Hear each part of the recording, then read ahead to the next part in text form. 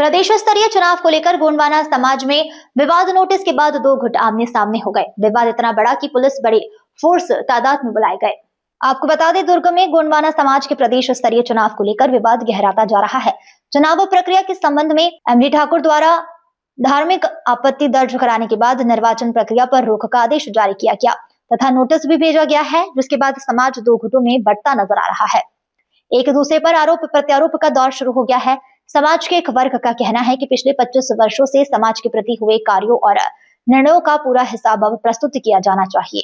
वहीं एमडी ठाकुर का कहना है कि जब गोंडवाना समाज व उससे जुड़ा भवन शून्य था, तब यह लोग क्यों नहीं पूछे कि इतनी राशि इस विकास कार्य के लिए कहां से आई, लेकिन आज वह हिसाब किताब पूछ रहे हैं। जब यह चीज धरातल में अब बढ़ती हुई नजर आ रही है। हमने समाज को आगे बढ़ाने के लिए कई महत्वपूर्ण कार्य किए हैं और लोकतांत्रिक प्रक्रिया के तहत निष्पक्ष चुनाव कराए जाने के उद्देश्य से ही आपत्ति दर्ज कराई है। दोनों पक्षों के बीच बढ़ती मतभेद के चलते समाज में असमंजस की स्थिति बनी हुई है।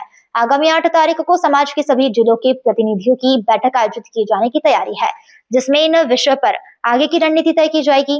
एमडी ठाकुर का कहना है कि मामला न्यायालय में विचाराधीन है, इसलिए अंतिम निर्णय न्यायालय के आदेशों के अनुसार ही स्वीकार किया जाना चाहिए।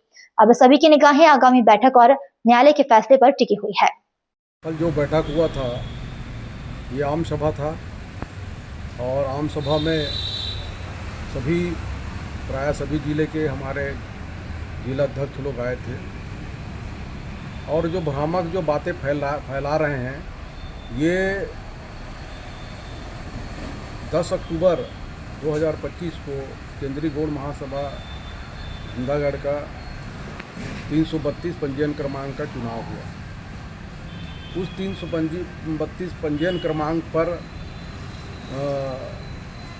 फर्जीकरण हुआ, जिसमें बेमेतरा, महासमुंद और धमतरी के निर्धारित मतदाता से अधिक लोग अनावश्यक रूप से मत किए हैं, इसलिए वो प्रभावित हुआ। जब इसकी जानकारी हमको मिला, हमने तत्काल इनकी न्याय के लिए फर्म एंड सोसाइटी न्यायालय पर हमने आवेदन किए और आवेदन पर सुनवाई हुई और इनको जब स्पष्टीकरण देने के लिए नोटिस दिया गया 3 बार, इन्होंने लेने से मना कर दिया और देने से मना कर दिया और अंततः फर्म एंड सोसाइटी ने उस चुनाव को रद्द किया। अनेक बातें होती है। मैंने लंबे समय से इस समाज की सेवा कर रहा हूँ। मेरे ऊपर जो लांछन लगाने की कोशिश करते हैं वो निराधार है, भ्रामक है, आधारहीन है। 8 तारीख की जहाँ तक की बात है, उन लोग बोल रहे हैं कि चुनाव गलत हुआ था कि सही हुआ था, इसके बात है। जो मामला फर्म एंड सोसाइटी से रद्द कर चुका है तो उस संबंध में कोई चर्चा ही नहीं होगी। यदि उस संबंध में हम चर्चा करने की कोशिश करेंगे तो हम उठ के आ जाएंगे। जिसका निर्णय हो चुका है उस पर मैं क्या निर्णय दूंगा। चुनाव जो है लोकतांत्रिक प्रक्रिया से हो, इसकी तो मैंने 2015 से चालू किया। इसको पर समाज के हर आदमी इसके भागीदारी बने करके। लेकिन जो अभी जो चुनाव हुआ उसमें हमारे समाज के ही कुछ लोग जो है उसको फर्जीकरण किए हैं। ये प्रमाणित हो चुका है, इसलिए फर्म एंड सोसाइटी ने रद्द कर दिया। ठीक। अब आप भी बन सकते हैं सिटीजन जर्नलिस्ट, लड़ सकते हैं अपने हक की लड़ाई। अपने हक की लड़ाई में चाणक्य न्यूज इंडिया है आपके साथ। आज ही प्ले स्टोर से डाउनलोड करें Chanakya news India mobile app. उसके बाद मेरा पोस्ट पर जाकर अपडेट करें फोटो के साथ। हम बनेंगे आपकी आवाज, देश का तेजी से बढ़ता नेटवर्क, सच दिखाते हैं हम। जय हिंद।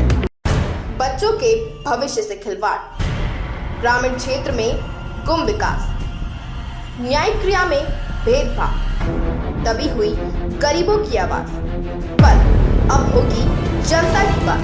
सड़क से पहुंचेगी संसद तक आवाज। सिर्फ सुन सरकार, देखिए चाणक्य न्यूज इंडिया पर। खबरें जो आपको सीधे जोड़ती हैं हमसे, जिनका आपकी जिंदगी पर होता है सीधा असर। खबरों की वही तस्वीर, बिना बदले बिना डरे, जज्बा सच का लिए, सच दिखाते हैं। चाणक्य न्यूज इंडिया, हम हैं हिंदुस्तानी। कटेंगे तो कटेंगे। आज देश इनसे कह रहा है तुमसे नहीं हो पाएगा। Can you understand the ignorance? We are not looking for your admiration. आपको अपना काम करना पड़ेगा। राजनीति देखिए चाणक्य न्यूज इंडिया के साथ।